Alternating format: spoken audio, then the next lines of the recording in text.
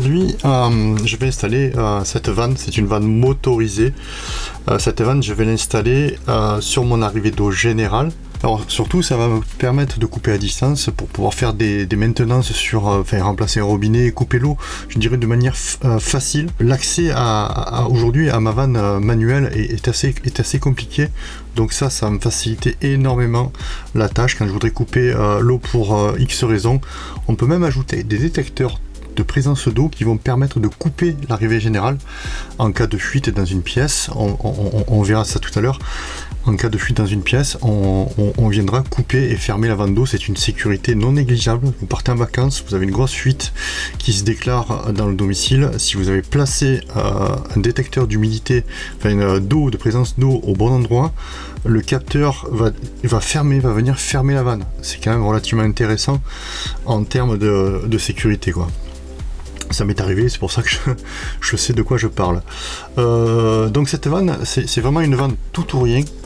Donc ouvre-ferme, ni plus ni moins. À la base, c'est une vanne tout à fait classique en DN20 PN16, donc c'est du 3/4. Donc je vais pouvoir je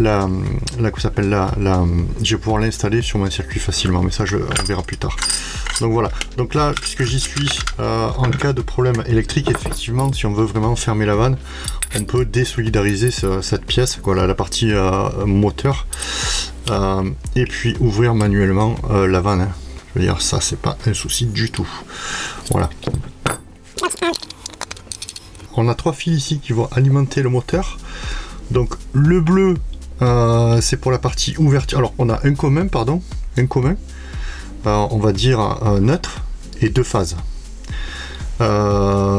Cette phase va permettre d'ouvrir la vanne, et cette phase va permettre de fermer la vanne. Voilà, donc c'est un câblage un peu particulier, mais cela fonctionne parfaitement. Donc là-dessus, moi je vais ajouter un contacteur à distance. Donc c'est un contacteur de volet, ni plus ni moins, qui va nous permettre de contrôler le moteur. Donc ici on a la possibilité, donc c'est du Wi-Fi, donc je pourrais le commander à distance sans problème. Ici on a phase 1, phase 2 et le commun, voilà, et puis l'alimentation qui se trouve ici. Alors ici, avec cet interrupteur, on va pouvoir venir se positionner et actionner fermeture, ouverture vanne, ni plus ni moins. Au niveau câblage, je vais vous montrer un petit peu, voilà, on va le faire fonctionner. Donc là, on voit bien que la vanne est ouverte, hein, bien entendu. On va la fermer. Donc voilà, je lance une commande de fermeture, donc la vanne se ferme tout seul. Et on va lancer une commande d'ouverture. Voilà. Et là on lance une commande d'ouverture et c'est le miracle, la vanne s'ouvre.